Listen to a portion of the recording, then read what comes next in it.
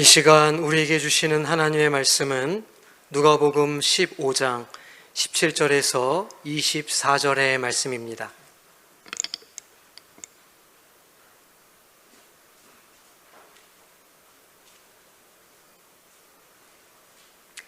하나님의 말씀을 받들어 읽겠습니다.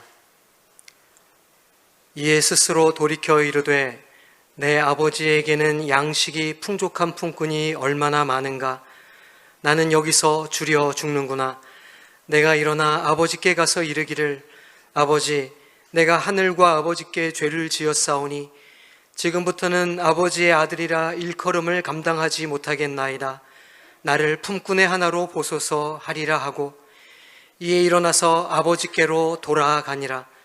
아직도 거리가 먼데 아버지가 그를 보고 측은히 여겨 달려가 목을 안고 입을 맞추니 아들이 이르되 아버지, 내가 하늘과 아버지께 죄를 지었사오니 지금부터는 아버지의 아들이라 일컬음을 감당하지 못하겠나이다 하나 아버지는 종들에게 이르되 제일 좋은 옷을 내어다가 입히고 손에 가락지를 끼우고 발에 신을 신기라. 그리고 살진 송아지를 끌어다가 잡으라. 우리가 먹고 즐기자. 이 내 아들은 죽었다가 다시 살아났으며 내가 잃었다가 다시 얻었노라 하니 그들이 즐거워하더라. 아멘.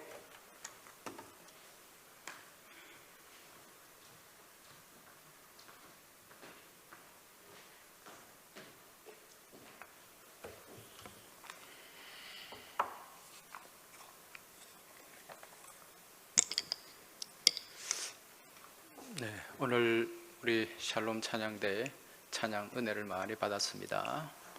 감사합니다.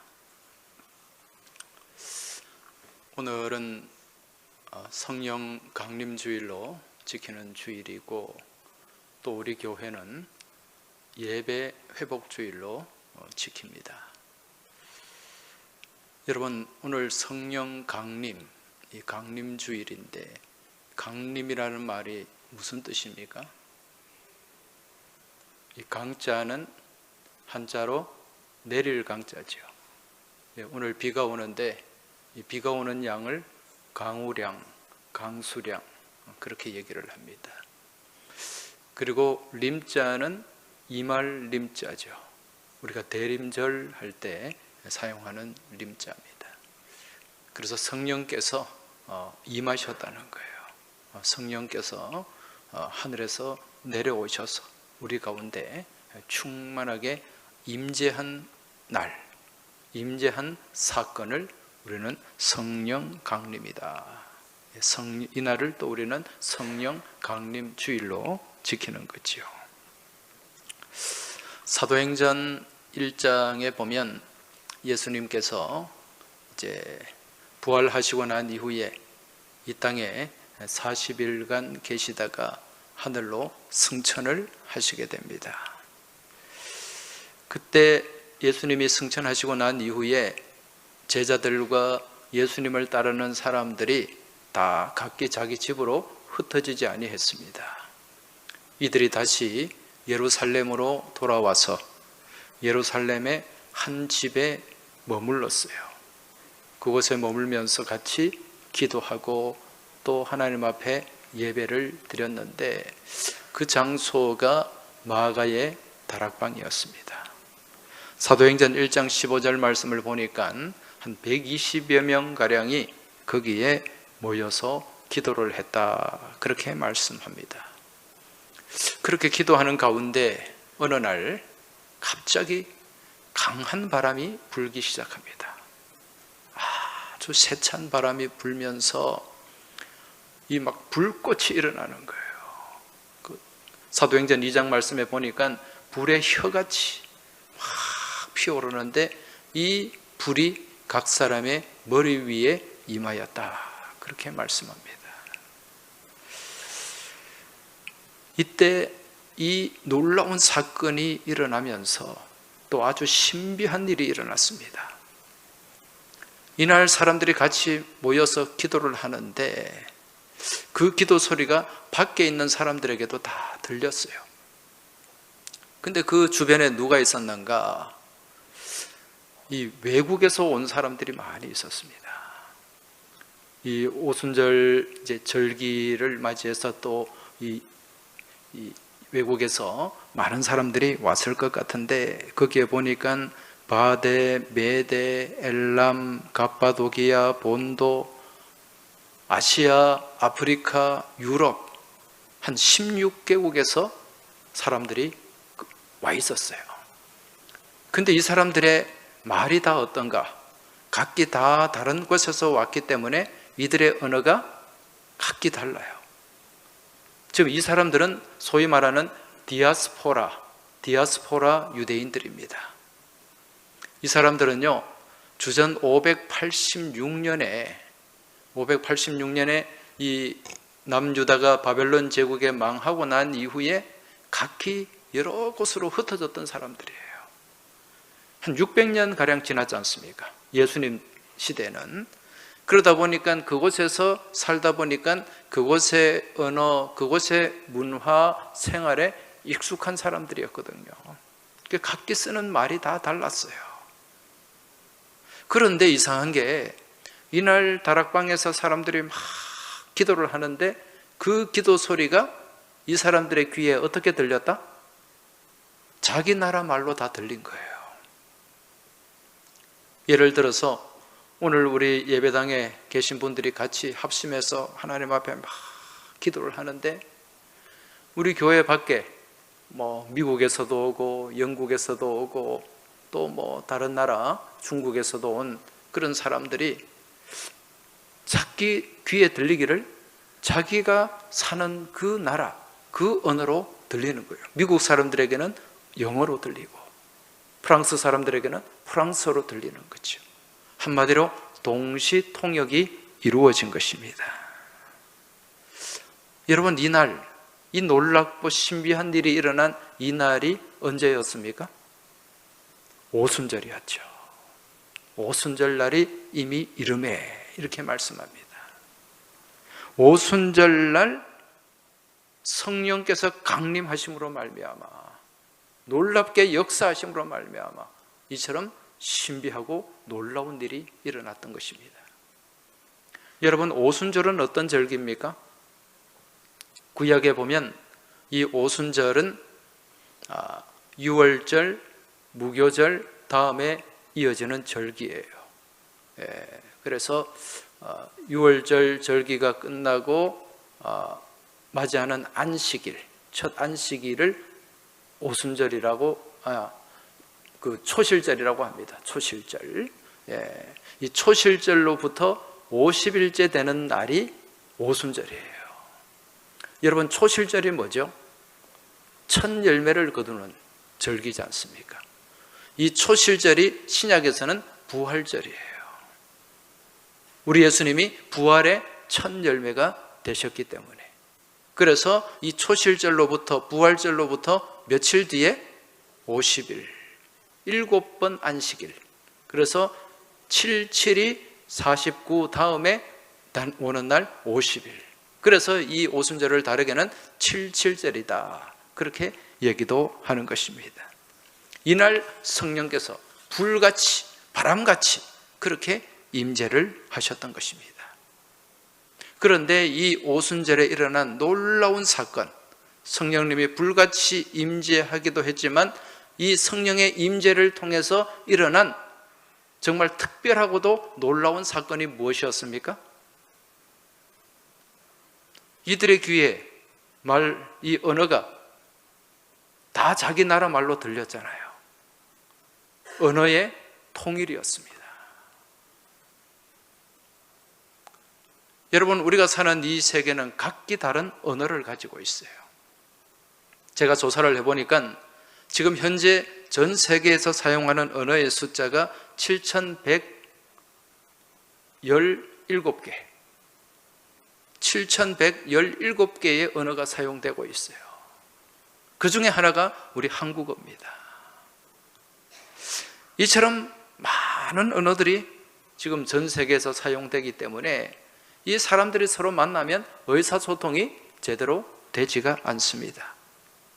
그런데 이러한 다양한 또 많은 언어가 하나님이 태초에 창조할 때부터 그렇게 만들어졌을까요?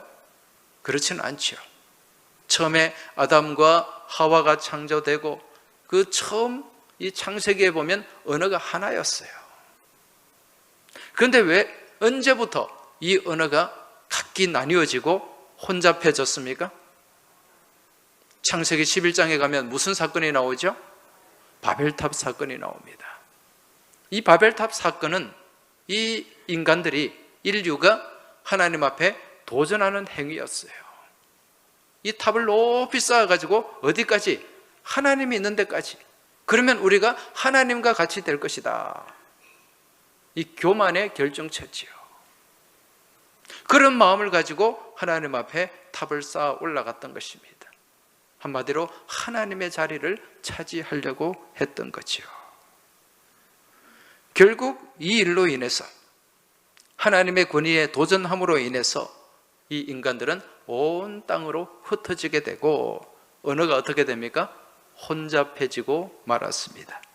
창세기 11장 7절 8절 말씀을 보면, 자, 우리가 내려가서 거기서 그들의 언어를 혼잡하게 하여 그들이 서로 알아듣지 못하게 하자 하시고, 여호와께서 거기서 그들을 온 지면에 흩으셨으므로 그들이 그 도시를 건설하기를 그쳤더라. 자, 그렇게 말씀합니다.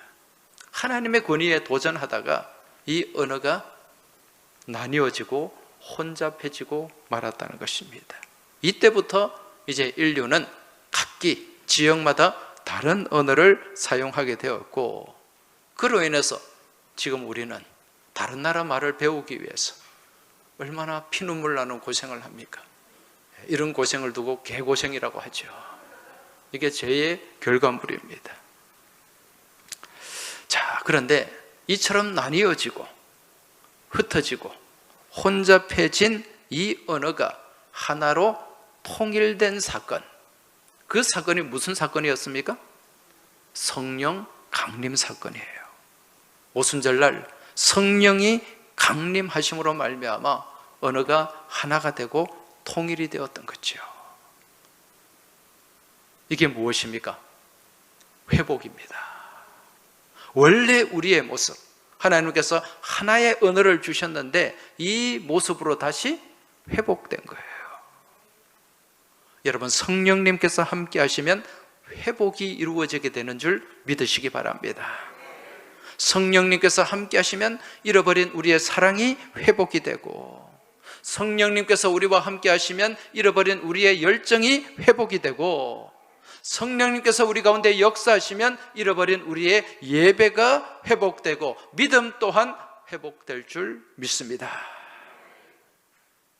그래서 오늘 우리가 이 성령께서 강림하신 성령 강림 주일에 이날을 우리가 예배 회복 주일로 선포하고 지금 예배를 드리고 있는 것입니다. 오늘 이 예배를 통하여 그동안 우리가 잃어버리고 놓쳐버렸던 예배를 향한 열정과 예배를 향한, 교회를 향한 열심과 천국을 향한 열망이 회복될 줄 믿습니다. 이제 오늘 본문의 말씀을 보면, 오늘 이 누가복음 15장의 말씀은 우리가 너무도 잘 아는 말씀이에요. 여러분, 오늘 이 누가복음 15장 읽은 본문에 제목을 붙인다면 어떤 제목을 붙일 수 있을까요? 네. 탕자가 꼭 들어가죠. 탕자의 귀한, 다르게는 또 예수님께서 하신 탕자의 비유, 이런 제목을 붙일 수가 있습니다. 이 탕자의 이야기는 교회에 다니지 않는 사람들도 잘 아는 이야기입니다. 또 신앙생활을 하면서 지금까지 또 얼마나 많은 이 비유의 말씀으로 또 설교를 들었습니까? 그렇지만 오늘 한 번 더 다시 이 말씀을 보겠습니다. 자, 이 말씀의 내용을 보면 이제 어느 동네에 굉장히 이 경제적으로 좀 부유한 집이었던 것 같아요. 그 집에 아들이 몇 명이었습니까? 2명이 있습니다. 이 2명의 아들 중에 큰 아들은 어때요? 그냥 무난해요. 무난한데 좀 별난 아들이 있습니다. 그 별난 아들이 둘째 아들입니다. 예, 제가 장남이고 보니 보니까 이 둘째, 셋째들은 좀 별나요. 예. 자, 이 별난 둘째 아들이 이제 아버지한테 자기 몫을 달라고 요구를 했습니다. 아버지한테 이제 나도 어느 정도 장성을 했으니 내 몫을, 내 재산을 저에게 주세요. 제가 뭐가 하고 싶은 게 있는데 한번 그 뜻을 펼쳐보고 싶습니다. 그런 요구를 했을 것입니다. 이 아들의 요구가 워낙 강하니까 이 아버지가 할 수 없이 이 아들에게 재산을 나누어 줬습니다. 그 받은 재산을 가지고 이 아들은 어떻게 합니까? 멀리 멀리 떠났죠. 먼 타국으로 가서 거기서 이 유흥, 향락, 여기에 빠져가지고 그 많던 재산을 다 탕진했습니다. 하나도 남지 않았어요. 뭐 요즘 말하는 비트코인을 샀는지 뭘 했는지는 모르겠지만은 일순간에 그 재산을 다 날리고 말았다는 것입니다. 그런데 때마침 이제 거기서 돈도 없이 완전히 거지꼴이 되었는데 그 나라에 어떤 일이 일어납니까? 흉년이 일어납니다. 엄청난 흉년이 일어났어요. 그러니 뭐 거기에서 집을 가지고 땅을 가지고 재산을 가진 사람들도 지금 먹고 살기가 힘든 판에 외국에서 들어온 사람, 뭐 이런 사람한테 관심이나 있겠습니까? 거기서 겨우 일자리를 하나 얻었는데 그 일자리가 무슨 일자리입니까? 돼지를 키우는 일이에요. 여러분, 이스라엘 사람들은 돼지를 키웁니까? 안 키웁니까? 키우지 않습니다. 이방인들에게 가 있는 거예요. 다시 말씀드리면 하나님 없는 곳으로 가 있다는 얘기입니다. 거기서 돼지를 치면서 제대로 이 대가도 받지도 못하고 겨우 받는 게 돼지가 먹는 쥐염 열매, 이 돼지 사료라고 보면 됩니다. 그걸로 배를 채우는 거예요. 그런데 이것마저도 넉넉하게 먹지를 못합니다. 그래 죽을 지경이죠. 죽을 지경이 아니고 이래 가다가는 죽겠다, 이제 그런 생각이 들었을 것입니다. 그 돼지를 치면서 돼지와 같은 그런 삶을 살면서 눈만 감으면 무엇이 떠올랐을까요? 어디가 떠올랐을까요?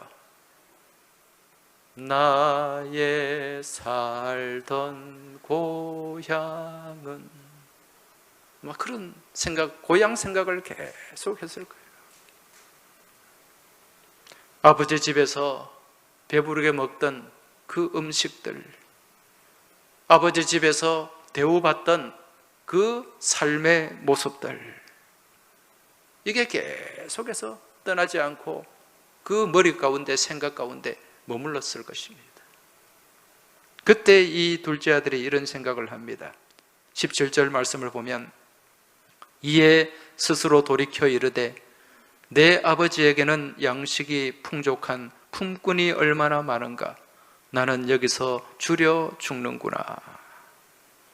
우리 아버지 집에 가면 품꾼들도 머슴들도 그렇게 배불리 먹고 잘 사는데 아들이 된 나는 이곳에 와서 정말 돼지처럼 살다가 이렇게 굶어 죽는구나. 자, 그런 생각이 들었습니다.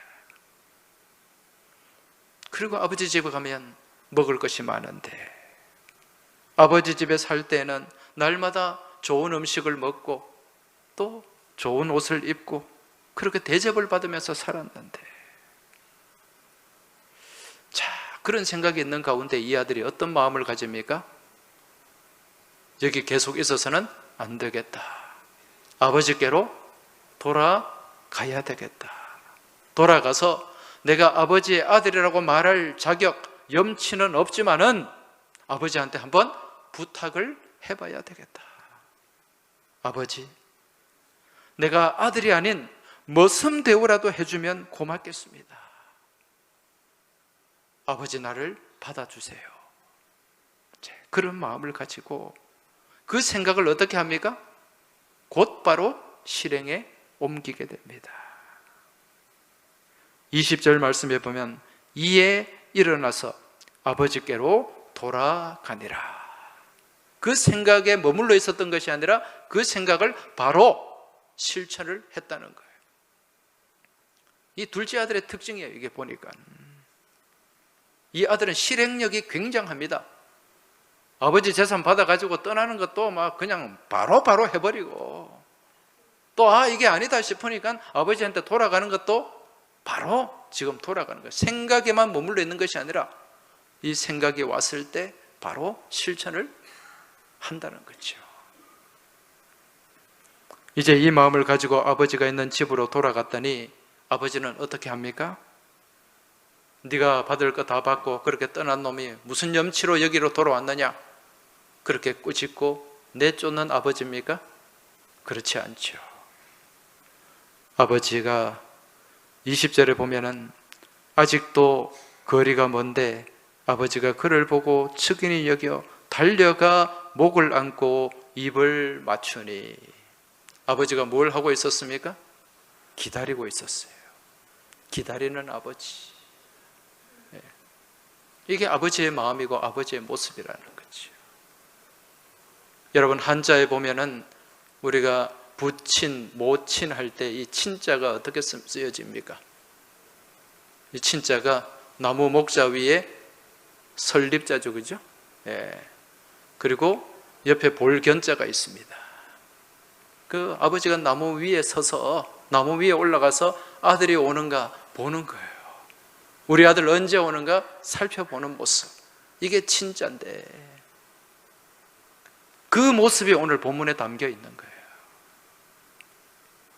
아들이 돌아오니까 그 아들을 책망하고 그 아들을 무시하고 그 아들을 내쫓는 아버지가 아니라 이 아들에게 제일 좋은 옷을 입히고 손에 가락지를 끼우고 발에 신을 신겨 주었습니다.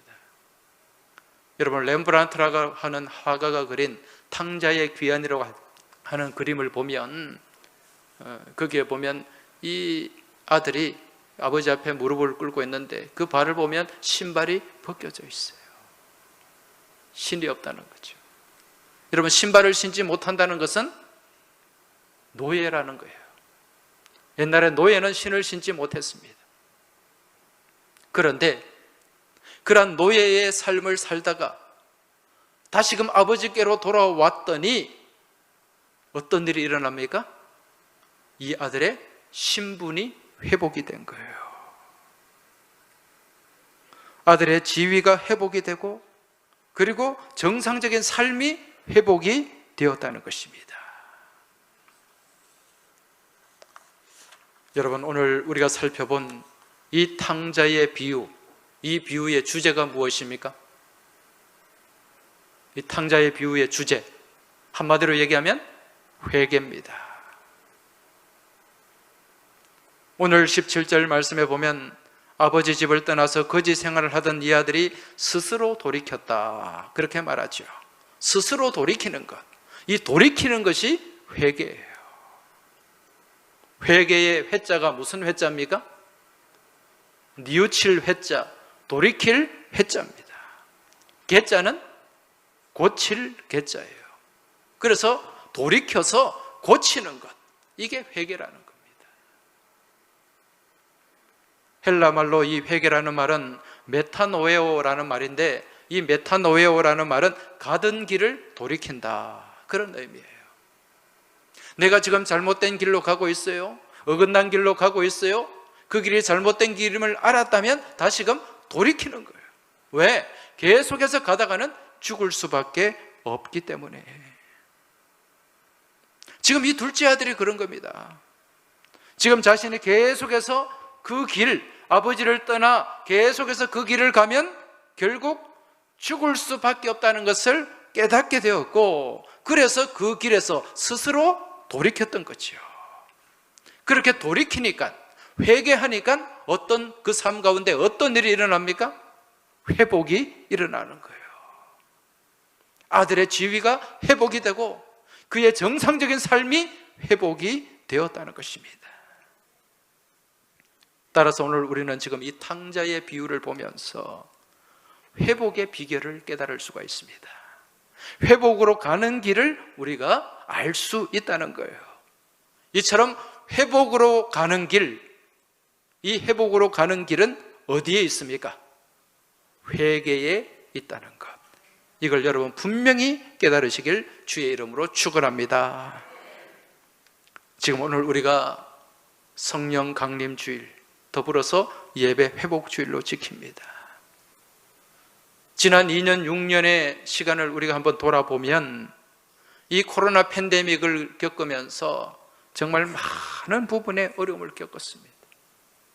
경제적인 부분, 우리 사회가 많은 어려움을 겪었고, 또 아이들이 제대로 교육을 받지를 못했어요. 학교를 제대로 다니지 못했으니까.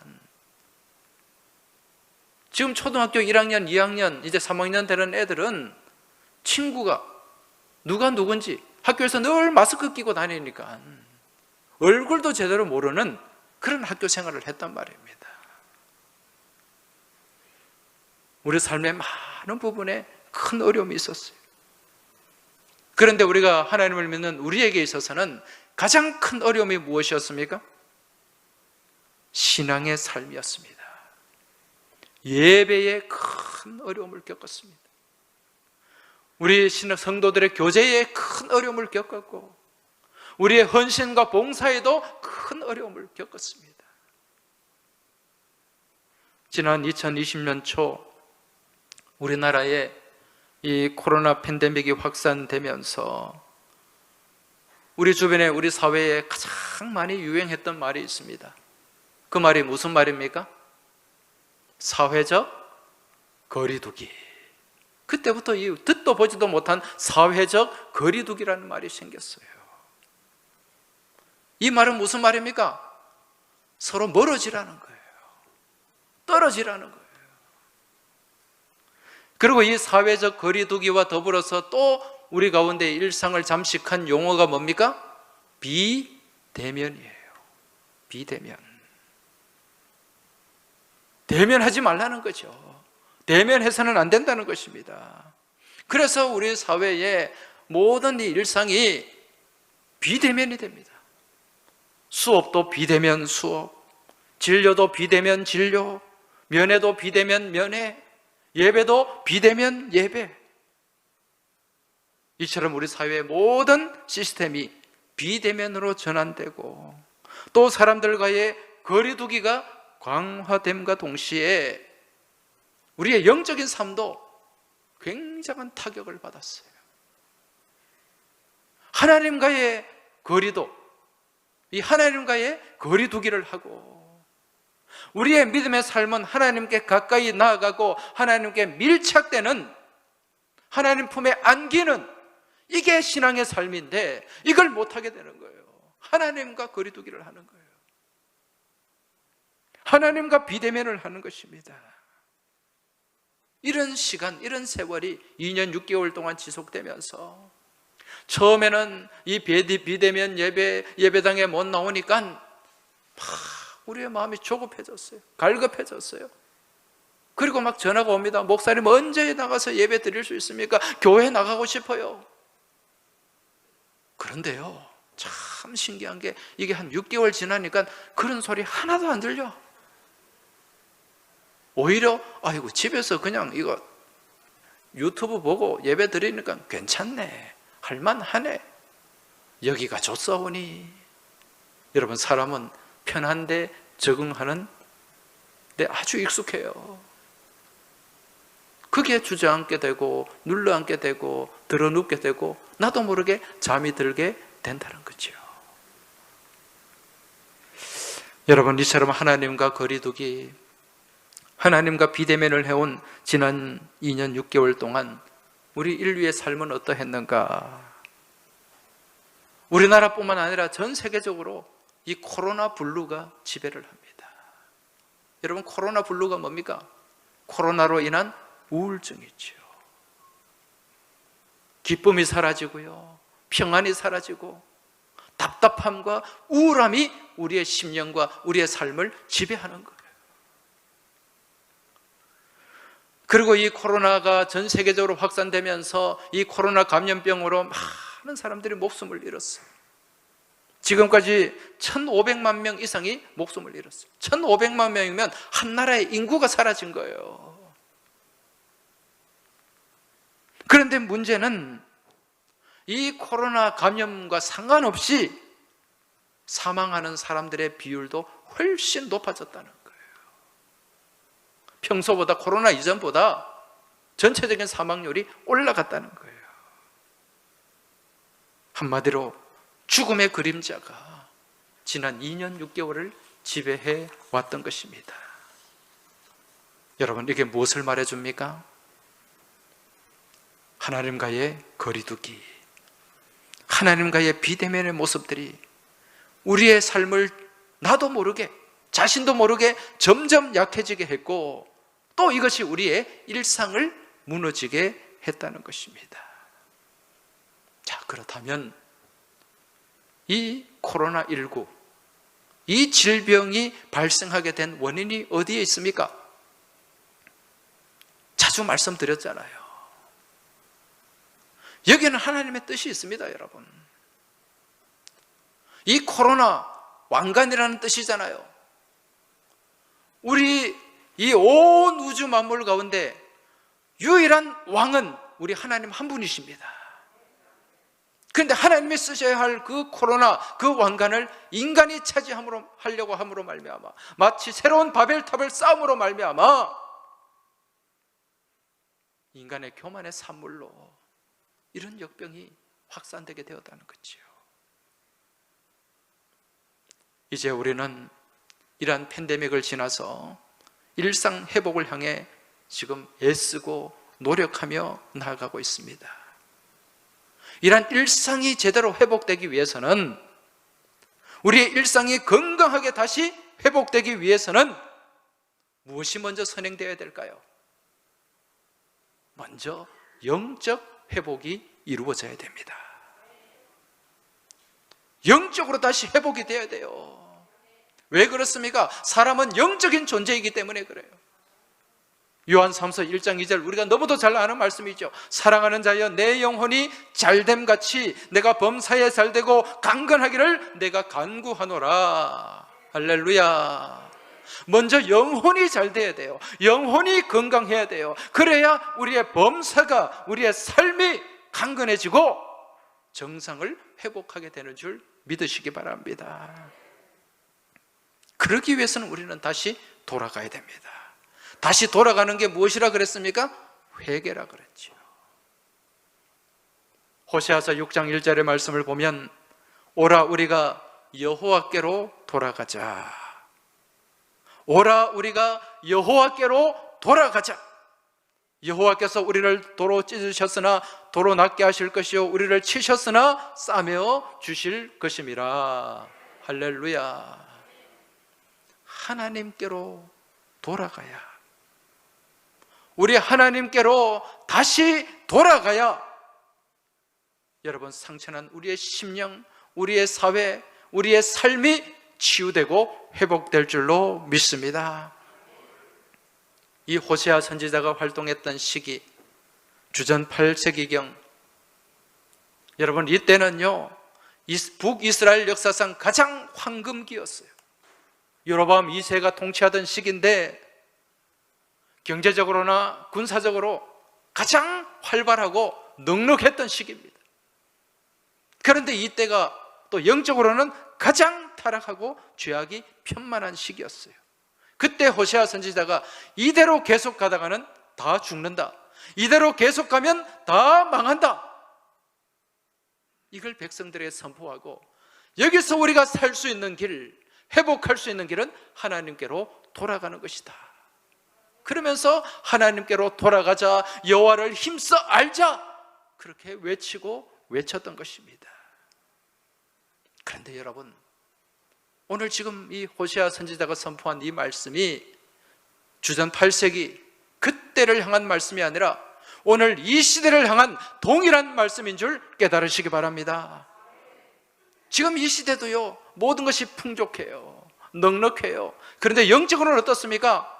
너무도 지금 하나님과 거리 두기를 하고 있고 하나님과 비대면하는 그런 모습으로 우리가 살아가고 있다는 거지요. 지금 모든 것이 넉넉하고 또 전쟁도 없으니까 이 평화가 계속될 것 같죠? 여러분, 그렇지 않습니다. 지금 우리가 누리는 평화는 항상 위태로운 평화예요. 지금 우크라이나 보세요. 우리가 한 6개월 전만 하더라도 우크라이나가 그렇게 이 전쟁으로 폐허가 될 줄 알았겠습니까? 전쟁이 난다 그래도 설마 그랬습니다. 근데 전쟁이 나는 거예요. 근데 그 전쟁이 일어나니까 얼마나 그 결과물이 비참해집니까? 지금 우리의 눈으로 확인하고 있잖아요. 지금 우리나라 보세요. 여러분, 우리나라는 세계에서 가장 위험한 나라입니다. 이거 우리가 알아야 됩니다. 지금 우리는 누구하고 대치하고 있어요? 북한하고 대치하고 있어요. 저 나라는 종잡을 수 없는 나라고 종잡을 수 없는 사람들입니다. 언제 무슨 일을 할지 몰라요. 그리고 우리 주변에는 또 어떤 나라들이 둘러싸고 있습니까? 중국과 러시아, 밑에는 일본, 가장 위험한 나라들이 우리를 지금 둘러싸고 있습니다. 이러한 국제적인 지리적인 상황 속에서 이 나라의 평화는 언제든지 깨어질 수가 있고 언제든지 무너질 수 있는 평화임을 우리는 여러분 자각해야 됩니다. 여러분, 이 나라의 평화가 세워지고 유지되고 지켜지기 위해서는 누가 역사하셔야 됩니까? 하나님이 역사하셔야 돼요. 평화의 하나님, 샬롬의 하나님이 우리와 함께 하셔야 되는 줄 믿으시기 바랍니다. 그러면 우리는 주님을 떠나면 되지 않아요. 주님과 멀어지면 안 된다는 것입니다. 우리 주님이 우리 가운데 역사하셔야 우리 심령 가운데도 우리 삶의 자리 가운데도 하나님께서 주시는 샬롬, 참된 평화가 계속해서 이어지게 되는 줄 믿으시기 바랍니다. 우리의 도움은요, 우리를 지키시고 우리와 함께 하시는 우리의 도움은 오직 하나님께로부터입니다. 내가 산을 향하여 눈을 들리라. 나의 도움이 어디서 올까? 나의 도움은 천지를 지으신 여호와 하나님에게서로다. 할렐루야. 이 믿음의 고백을 가지고 나아가시기 바랍니다. 이 믿음의 고백을 가지고 하나님께 엎드리시기 바랍니다. 그래야 우리가 살 수 있다는 거예요.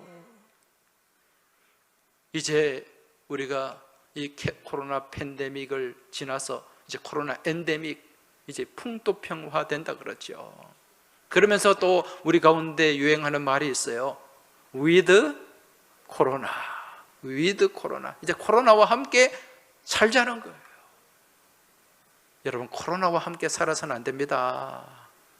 누구와 함께 살아야 됩니까? 우리 하나님과 함께 살아야 됩니다. with 코로나가 아니라 우리는 무엇을 외쳐야 된다? with God. 할렐루야. 우리 하나님과 함께 가야 돼요. 우리 하나님께로 다시 돌아가서 하나님과 더불어서 하나님과 함께함으로 말미암아 우리 하나님이 인생의 주인이 되고 우리 하나님이 우리의 보호자가 되어야 되는 줄 믿으시기 바랍니다. 이 예배 회복주의를 통하여 여러분 하나님과의 관계가 회복되길 주의 이름으로 축원합니다. 주님을 향한 예배가, 온전한 예배가 회복되길 축원합니다. 그리할 때 우리의 모든 삶이 주님 안에서 영혼이 잘됨 같이 범사가 잘되고 강건하며 우리의 삶이 복된 삶으로 계속해서 이어지고 펼쳐지게 될 줄 믿습니다. 이번 한 주간도 주님과 함께하는 with God의 삶이 되시고 우리 주님과 함께함으로 말미암아 모든 우리를 가로막는 장애물을 딛고 일어서고 승리하는 승리의 경주자가 되시길 주의 이름으로 축원합니다. 하나님 아버지 감사합니다. 오늘 성령 강림 주일을 맞이하여 특별히 저희 교회가 예배 회복 주일로 선포하고 지키게 하시니 감사합니다. 아버지 하나님, 성령님께서 함께 하심으로 말미암아 저희들의 예배가 회복되게 하여 주시고 저희들의 일상이 회복되게 하여 주시옵소서. 그래야 앞으로 계속해서 주님과 아름다운 관계, 하나님과 거리두기를 하는 것이 아니라 우리 하나님께 밀착되어서 하나님과 함께 동행하는 복된 삶이 이어질 수 있도록 주님 도와주시길 원하오며 우리 주님 예수 그리스도 이름으로 기도하옵나이다. 아멘.